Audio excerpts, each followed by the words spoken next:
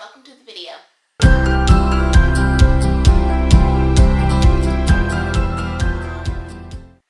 I know I'm all bundled up and whatnot, and this is also a postpartum update, but I did actually record a physique update that I'm going to include in this video, so don't worry, I'll have it somewhere on the sides.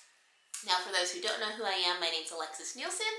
I am more popular on TikTok, so I'm answering TikTok questions actually about postpartum in this video, but you can find me on Instagram as well, so I'll have those two up on the sides somewhere. Hopefully I'll remember, otherwise it'll be linked down below.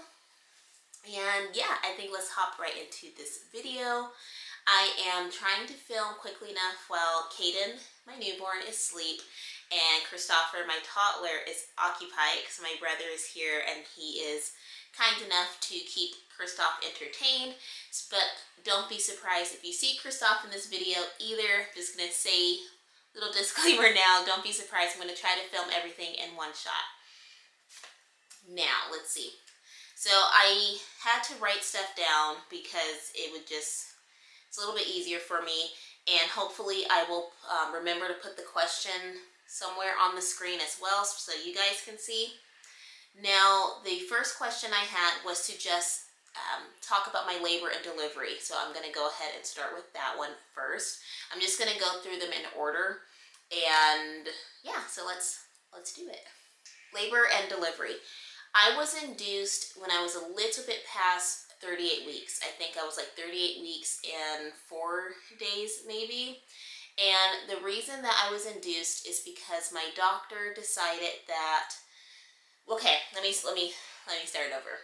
So I went in for my regular routine appointment, and while I was there, the doctor I was seeing, she's not my primary doctor, but I've seen her a few times. I like her, and she was measuring my stomach, and she felt like my stomach was measuring a little small compared to the last time that she measured me. So the first thing that she wanted to check was to make sure that I wasn't losing any fluids, and she wanted to check on Caden's size. So she sent me downstairs to the lab to do that hour-long ultrasound again. It didn't take that long this time, but they wanted to check all of his measurements and things like that. So even though the measurements came back as if he was measuring small, my fluid levels were normal. And I remember asking the nurse, was it more difficult to try to measure him, being that I was full term now? And she said yes, because he's so bunched up. And the measurements were going to be as accurate as she could possibly make them be, but it is a little bit different measuring him when he is bunched up in my stomach, being that he is no longer in the 20-something weeks. I am 38 weeks. I'm about to have the baby, so that did make it a little bit more difficult for her. And the last time I did that ultrasound, I was about 34 weeks, 33 weeks or so. Hi, Christopher. And again, kind of the same thing. He was still bunched up in there, so it was harder for her to get a guesstimation, or rather not a guesstimation because she's actually measuring him. It was harder for her to actually measure him. And I'm going to show you what Christophe's doing right now. So it was harder for her to measure him.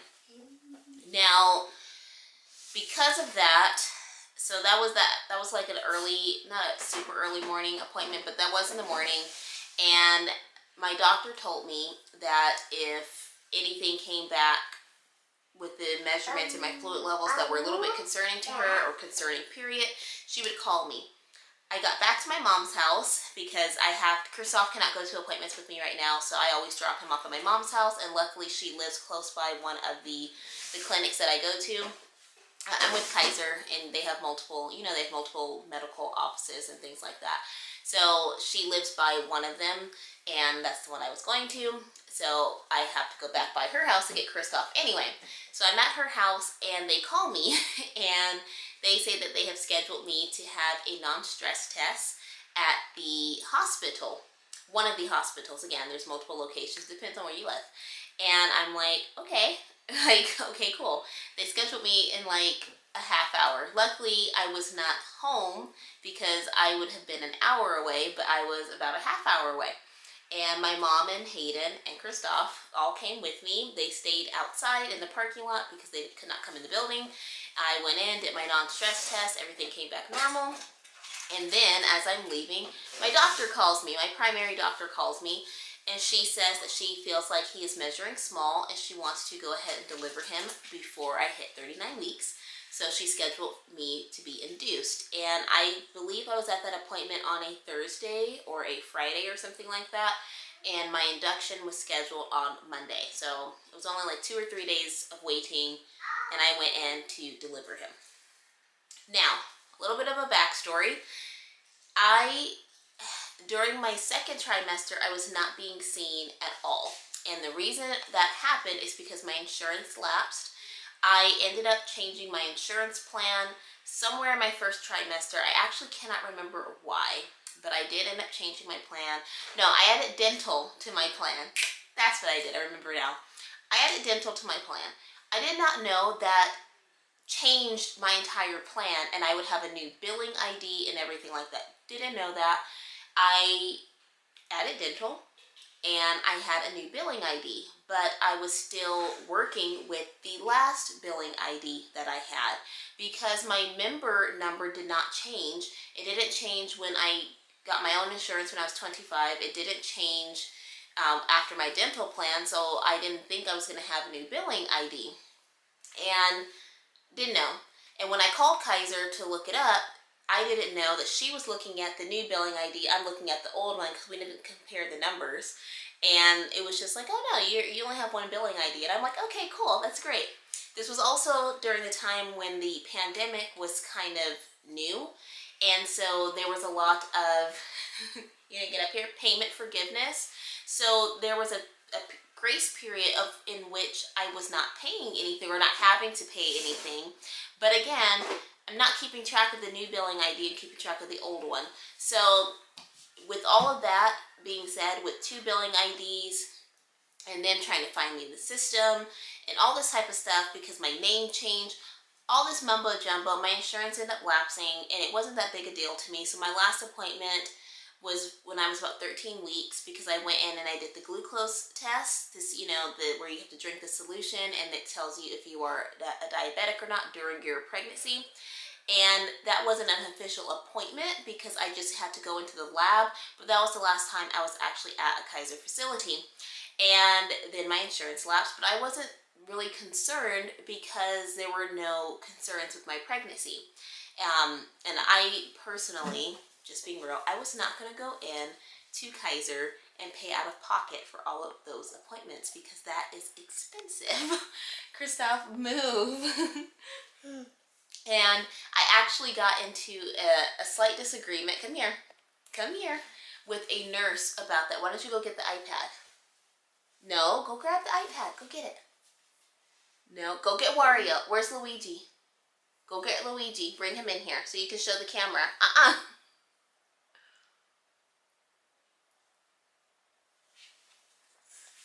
Here's the culprit right here. Here he is. Okay, go. I was on the phone with a nurse when I was, reinstated again, and I'm scheduling appointments, and I'm trying to go ahead and get in to get seen, being that I'm so far along.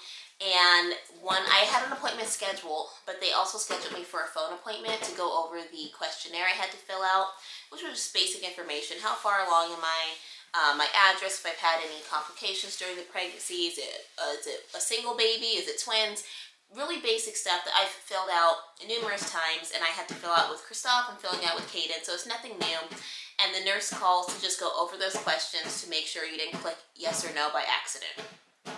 Now, when you have a phone appointment, there is an hour window. So it's a half hour before your actual scheduled time and a half hour after in which they could call you.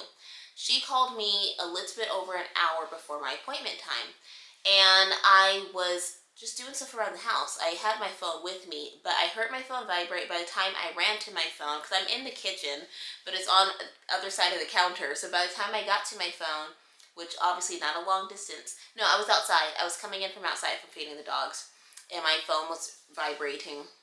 By the time I got to my phone, she had hung up, and she did not leave a message. So I thought it was an automated Kaiser call coming through. Being that I already had a scheduled time slot, I just didn't think it was the nurse calling.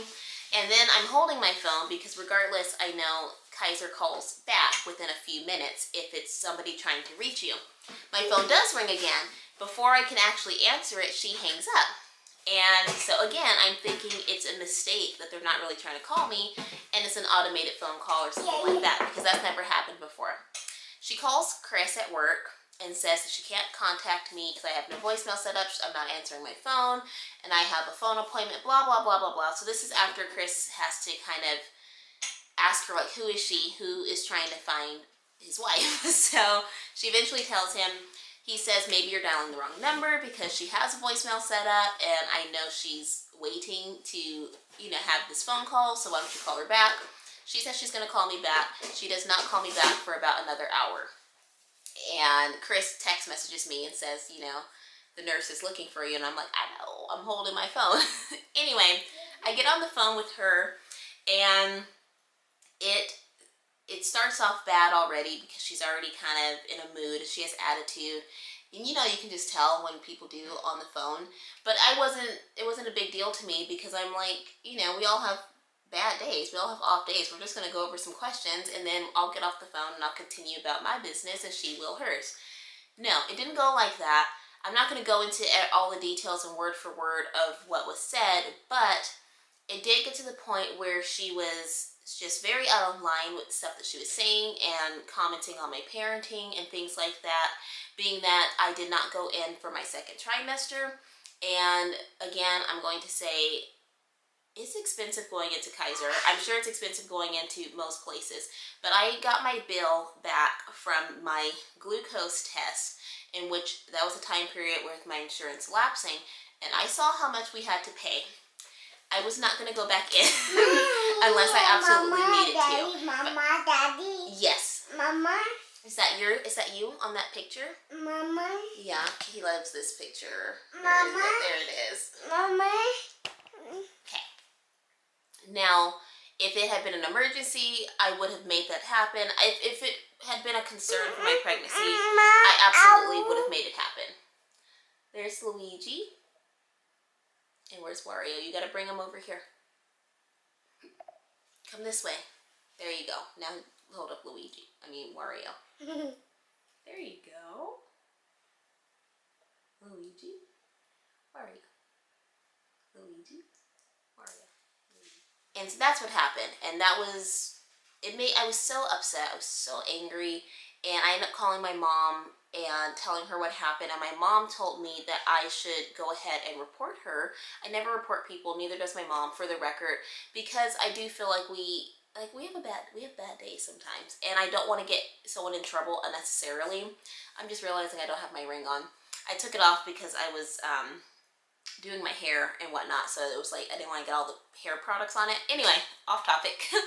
I did not want to report her because I didn't want to get her in trouble. However, I just felt like she was so out of line, and while I was on the phone with my mom, I ended up looking at my after visit summary, which Kaiser will email to me, and I've never looked at them before because it just really just goes over what my doctor talked to me about, my weight, my height, basic stuff like that. So I've never looked at them before, and I get them all the time. I get the emails after every appointment, but for whatever reason, I opened it this time, and I looked at her notes. And she said in her notes, and she filled this out really quickly, and she did it in all caps, and she said that I refused to answer questions, that she did not know how far along I was because I refused to tell her. Keep in mind, that was the first question she asked me on the phone, and I answered it. She said I was extremely rude and nasty and belligerent, and all this stuff that she was saying. She said that I yelled at her, and all this stuff that she put in her notes. And so I did report her, and I did copy and paste her notes, and I said my part. What I did, I absolutely raised my voice at her because she was yelling at me and I had to talk over her. I told them what she said, I told them what I said, and Kaiser ended up messaging me and calling me a few times, and we got it resolved. He's back with Mario. Let me hold him up. Here's Mario. Oops. Here, let's move this. I'm gonna hold Mario. You're gonna show Mario? Okay.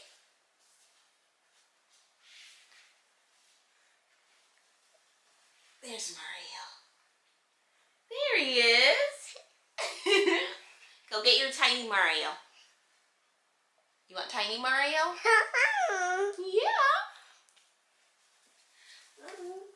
Now, continuing on with my labor and delivery story. So that happened with the nurse, and that was right before I started getting seen again. So there was a gap in between, which is why measuring Caden, they had nothing to go off of from previous weeks. So whatever they had was when I was already in my 3rd trimester. Now, I went in to be induced, and that really wasn't, it was a good experience overall, to be honest. I really liked my doctor who delivered him. I really liked the staff, the nurses there. I always like my Kaiser staff that I deal with, for the record. I like everybody there. So that nurse was just like a one-time shock, because that's never happened before. And going in to be induced, my doctor had plan A through like plan Z. And it was awesome because she walked me through each one. She told me, like, this is what we're going to try to do. First, we're going to just try to see if you'll dilate by yourself. I was not dilated when I went in. My worture had not broken. So she said, we're going to see if you can just go ahead and dilate, and we can have him as naturally as possible. Plan B was to go ahead and start a type of medication, either the induction medication or another one to make me have contractions, to go ahead and try to make me dilate. Then plan C, or the 3rd plan, was to insert this little balloon device. It's like a literal water balloon that they pump up inside of you to go ahead and stretch you and make you dilate. And then so on and so forth. We had a lot of different plans. And then the final plan was if I had to just have a C-section, okay? Now, I did not dilate on my own because, again, I was 38 weeks and something. Christoph came at 40 weeks. I just wasn't dilated at this time. So instead of doing the actual induction medication, she gave me a different one, which I'll put on the screen somewhere through here. And it's one that will make me start having contractions, but it's on an IV drip system, but it doesn't stay in my system. So it only stays in my system for a couple of minutes, and then I'm looking at my brother. It only stays in my system for a couple of minutes. So if there is any type of complication or anything like that, they can go ahead and take me off of it. However, the induction medication stays in my system for a few hours. So if it affects Caden negatively, when I was pregnant with him, if it affected him negatively, then I would have had to possibly just have an emergency C-section. She wanted to do that first, the medicine that only stays in my system for a few minutes. She wanted to do that one first to see how he responds when I'm having contractions, like his heart rate and things like that. And she noticed, she said, just a slight dip once or twice in his heart rate when I was having a contraction, which she said if he is measuring small, that's normal for a baby measuring small. A lot of times contractions can kind of affect them negatively, as well as some of the medication. And she did not want to go forward with the induction medication because that would have absolutely put me into labor, and she didn't want to stress him. So we did the medication. It's Pitocin or something. We did that medicine that only stays in my system for a few minutes, and we started off with a small dosage and slowly upped it, and I was having contractions. We got to the hospital at noon, and I believe I had dilated to 1 centimeter at like 4 p.m. or something. And, oh, this is funny too, I do have to say this. So my doctor scheduled me for the morning, and she said there is no actual time slot though. I just have to call in the morning, and they'll tell me when to come in. So I called at 7:30 a.m. that day. The nurse was not available, so they told me to call back at 8. I called at 8. They said she would call me back at 9. 9 came, so I called again just to be sure, and she's like, no, we haven't forgotten you, like, she'll call you back, the charge nurse. Finally, she calls me at 11, and she says to come in, like, anytime. She's like, go ahead and eat and stuff, but go ahead and come on in. So I got there at noon. So it's like 4 p.m. now. I've dilated to 1 centimeter, and I am feeling contractions, but they're so minor. They're like nothing. And I'm watching movies and things like that while I'm there. I have my iPad and my phone and stuff like that, so I'm watching movies. And so they decide to do the little water balloon device. Can't remember what it's called. She told me, obviously, but that's what they inserted in me. So they insert a deflated balloon and they blow it up with water. And it can be uncomfortable. I actually was expecting it to be really uncomfortable because she gave me a warning of how much like pressure I might feel, as well as the medicine that I was having through the IV. And so I'm having contractions, and with the device, she said it might just feel really uncomfortable.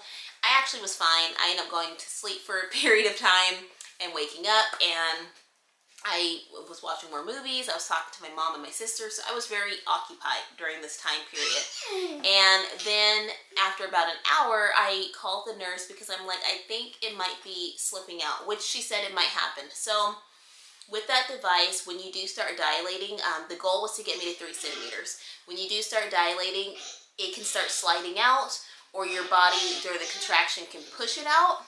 And they would come in and check sporadically and pull on it anyway to see. So I called my nurse, and she was able to pull it out. And it turns out I was 6 centimeters dilated. So I'm now in active labor, which is awesome. Yay! And from there, they upped the contraction medicine a little bit more. So I'm feeling more contractions, but still, they're not anything worthwhile. I'm still pretty happy and content, to be honest, and I know my contractions need to be strong. Hello, just a quick update. We are still here at the hospital, and I'm still pregnant because he's not coming out yet. Chris is over there. Hi, Chris. Hello. So they upped the medicine one more time, and now I am feeling my contractions.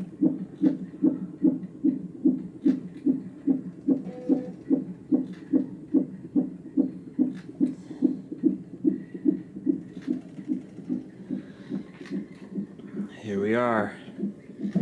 Approximately 6 centimeters and counting.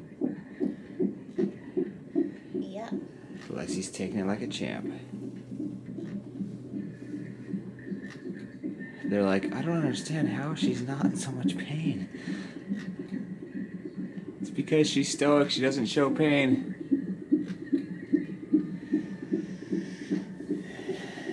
She's We're tough. almost there. She's tough. Anything you want to say?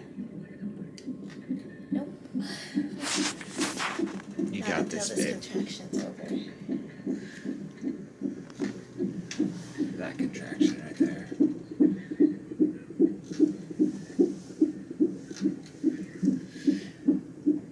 We've been here for about 4 hours. I just want to say that I'm happy things are moving along. We've actually been here longer. We got here at noon, but I didn't get admitted until I don't know when.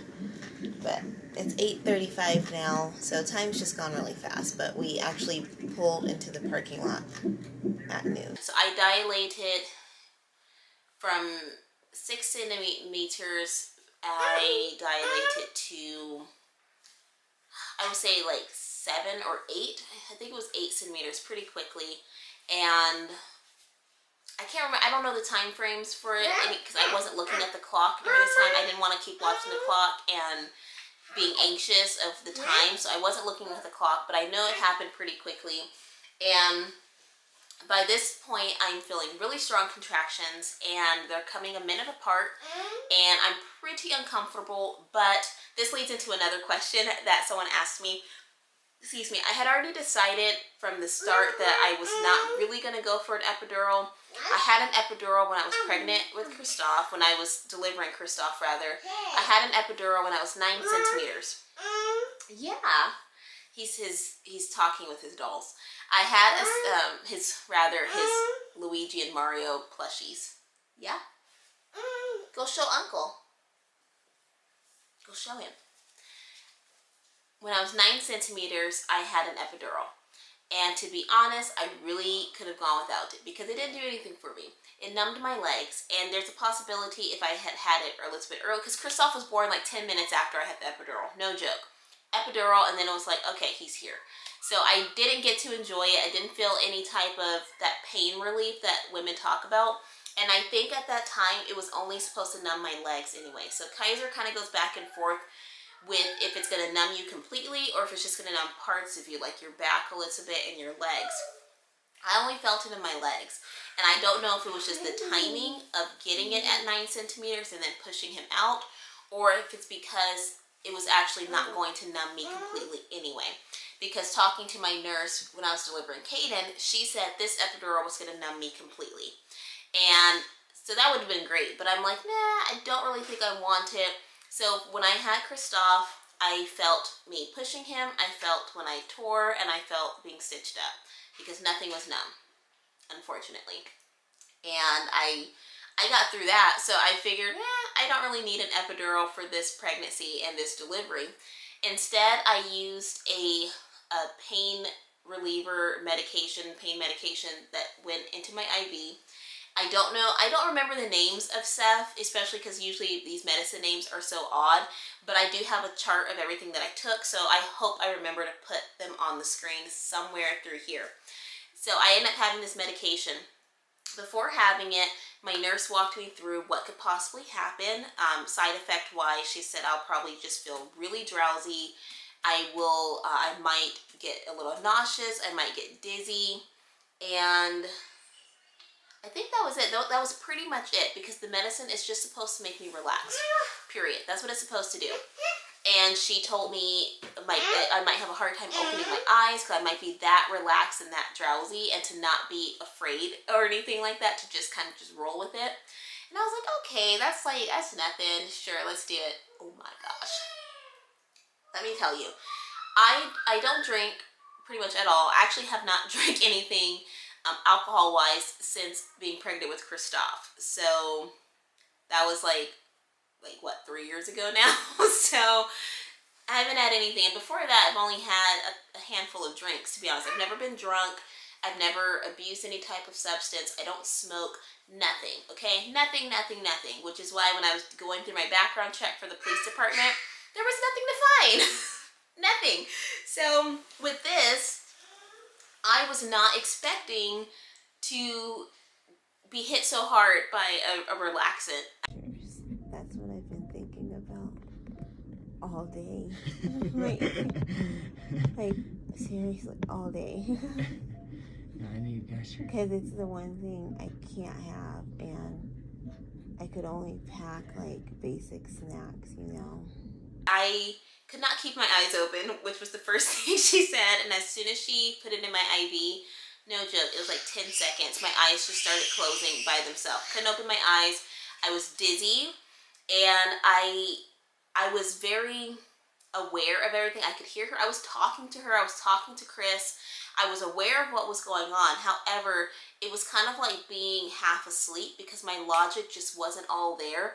I kept thinking I wasn't breathing. I think I was breathing really slow.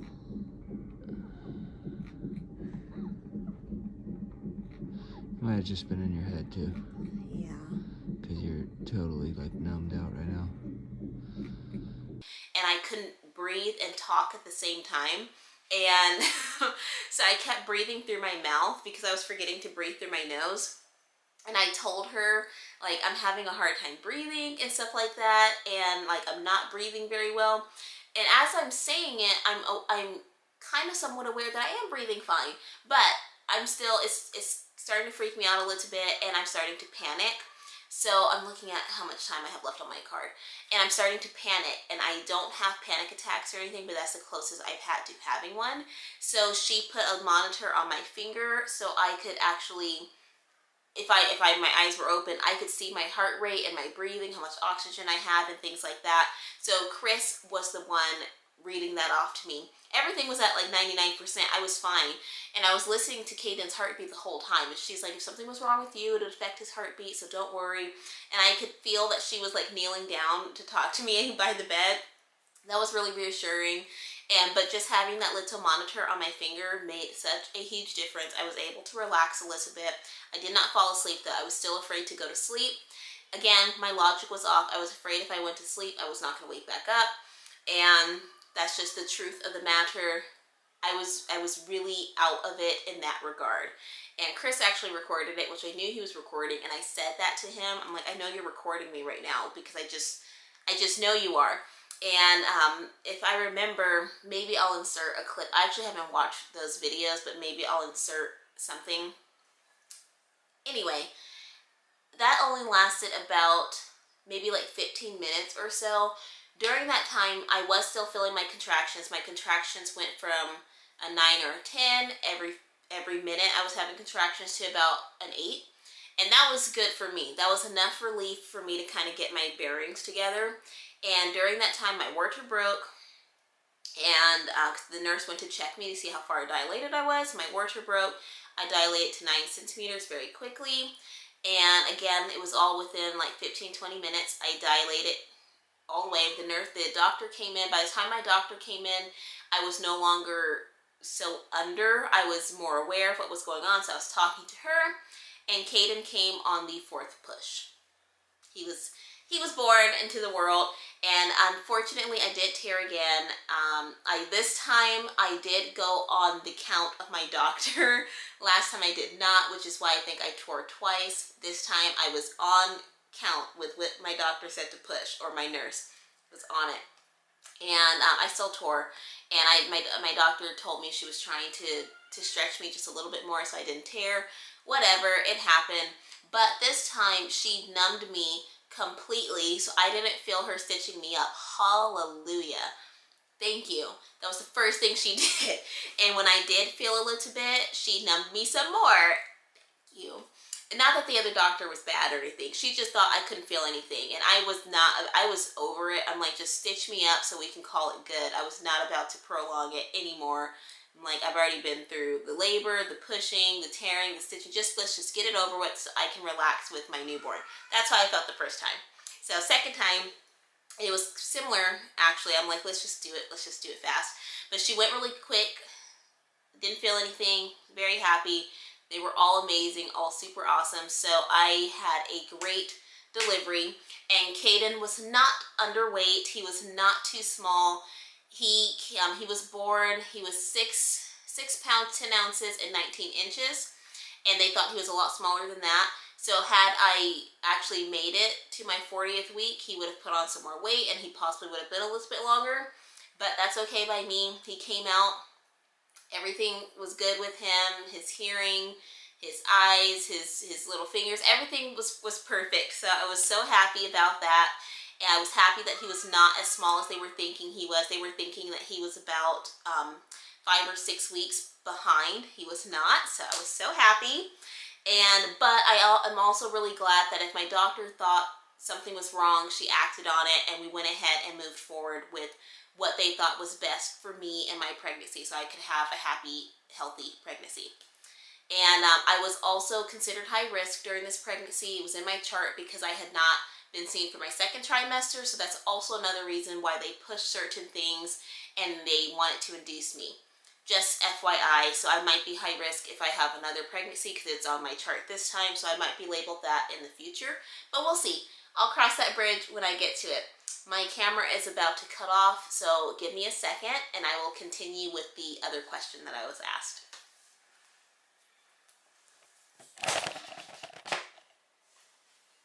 All right. Another question I was asked was, I'm pretty sure I can find all these questions and put them on the screen, but another question I was asked was anxiety during labor and how to combat that. Now, for me, with both pregnancies, I really wasn't that nervous, to be honest. Like when I went in to have Christoph, I was already feeling contractions, and to me, that's like the most nerve-wracking thing is to start feeling contractions because you don't know how they're gonna feel to you. I have a pretty high pain tolerance, and they're uncomfortable for sure.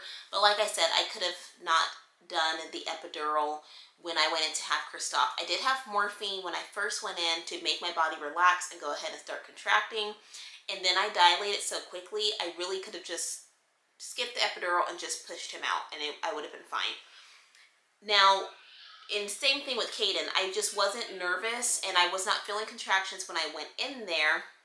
And once I started feeling contractions, then that's just kind of like the biggest hurdle for me is feeling contractions. And I would say that the best thing that you can do is, for one thing, to stay relaxed and calm and to distract yourself. That's why I was watching movies. I was talking to my mom and my sister. I was talking to Chris. Chris was working for some of the time when I was in there, so he had his laptop and stuff like that. So I wasn't really talking to him that much in the beginning when I first went in there, which is why I was talking to my mom and my sister so much.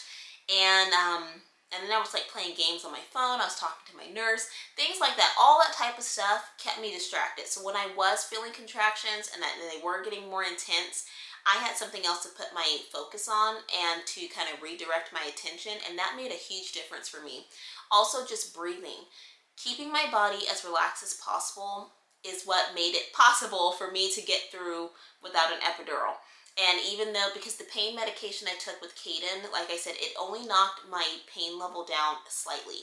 I was still definitely feeling contractions, and I felt the need to push and everything like that. So none of that was numbed or anything. It was just slightly lessened, and that was good enough for me, like I said before. And because I feel like once you start feeling your contractions, you can kind of cope with them a little bit better once you're already there. And I know someone asked me, like, what do contractions feel like?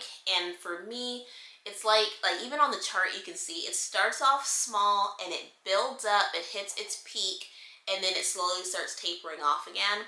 And during that time, my stomach, for me, just was getting really tight. It just felt like a really bad, like, stomach cramp, so to speak. And it would get tight and tight and tight and tight, and then I would reach that peak of pain, and then it just subsides. And my contractions lasted about 20 to 30 seconds, I would say. Again, wasn't keeping track of the time, didn't want to keep track of it, but I just was breathing during the whole time. And what worked for me was shallow breaths, like that worked the best for me, instead of like long pauses when I was like holding my breath, like that I was doing initially, and I realized that when I was holding my breath, it was making me a little bit more uncomfortable. So having short breaths as it was building up made a world of difference for me. That's just what I did. We're all different, obviously, so just find what works for you. Also, like when I was first having Christoph and I was feeling the contraction, I would squeeze the bed railing. That actually helped a ton. Totally, I don't know why, but it did. It helped, again, kind of redirected my focus, but holding something and squeezing something made a difference. This time it was Chris's hand.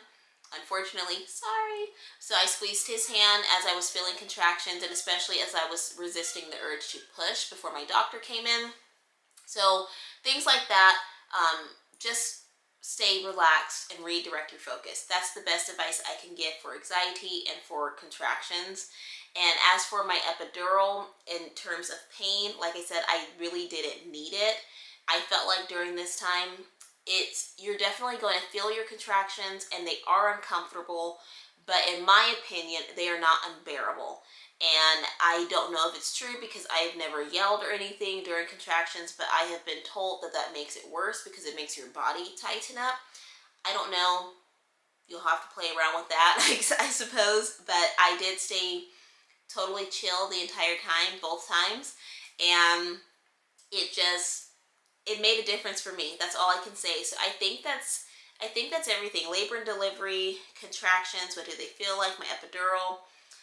I hope that answers all of the questions that I was getting. I've gotten multiple questions and a lot of repeats. I'm hoping that answers the majority of your questions. Yeah, I can't think of anything else. Another question I get asked is, do you have to wear the Depend and the pad after when you're postpartum and you're bleeding? You do not. That's just what I did. That made me feel the most comfortable, so I didn't feel like I was leaking. When you're in the hospital, or rather I'll say when I was in the hospital, my nurse did put the large diaper on me and a pad, as well as the ice pack. It was the ice pack type of pad. That's what I wore, and which is actually surprisingly very absorbent. But it's because you bleed, or I was bleeding enough. You bleed a lot after delivery. It's just, you just do. And that was to ensure, then they come and push on your stomach and stuff, make sure your uterus is shrinking and doing okay. So it's a lot of blood. I only leaked once, and that's because I just didn't know I had leaked, and I had like fallen asleep and stuff like that. So when I got up, I went and changed all of that with my nurse. And the first time when I first had Christoph, I was really uncomfortable. I could not walk and do a lot of stuff by myself. This time I am able to. You still have to be careful so you don't overdo it. But you don't have to wear a pad and a depend. You can wear either or. It's up to you. I layered them or doubled up because I just wasn't sure how much I was going to bleed once I was home. And I realized I did not have to double them up, but I also used my depend as like my underwear, and it felt weird to not put a pad in it because I would put a pad if I was just wearing underwear. That's just me. That's just how I did it. It does help to have some witch hazel wipes or hemorrhoid wipes or something like that. That is going to help a lot. You're going to have your water bottle so you can rinse yourself. And you're going to have that spray, the antiseptic spray, so you're not like, if you've torn, I don't know if I've torn, so I'm guessing you only get it when you've torn. Maybe you get it regardless. And so it's not like itching or anything down there. And I think that's pretty much it. A lot of these questions I actually answered on my TikTok in regards to how much bleeding, pain, all that type of stuff. I have a lot of videos now on my TikTok, so you guys can easily go there and watch the short clips. They're like 30 to 60 seconds. I'm pretty sure that is everything. I can't think of anything else to say. If you guys have any more questions, let me know. I'll either make a follow-up video or I will make a TikTok video. And I will see you guys later. I think that's it. Thank you guys for watching. Hopefully it's not too long and I'm not rambling too much. And I will see you guys in my next video. By the way, if you are wondering where I'm filming right now, I'm in my office space, my workout room. So I have all of my stuff over there. And then this way, I have like my bookshelf, my desk, all that type of stuff. So yeah, that's where I'm at right now, if you guys are wondering. Another side note, really quickly, because people ask me, I'm wearing all First Form, actually. My sweatpants too. I'm not with First Form anymore. I used to be. I just still love the clothing and stuff like that. It's so comfortable, and they have really great supplements. I'm just not with the company anymore. I'm not a brand ambassador for them at this time. I just want to throw that out there because people always ask when I'm wearing branded stuff if I'm with that company. I'm not. However, they're an amazing company. Their supplements are awesome. Just throwing that out there. I'm with a different company now. That's another story, another video. Okay, that's it. I'm done talking. Bye. And this is actually one of their shirts, First Form. You can see it. Yeah, I use shirts a lot for scarves. Okay, that's it. Done. Done talking. Okay, bye. He slept the entire time I was filming, but there he is. There's Caden.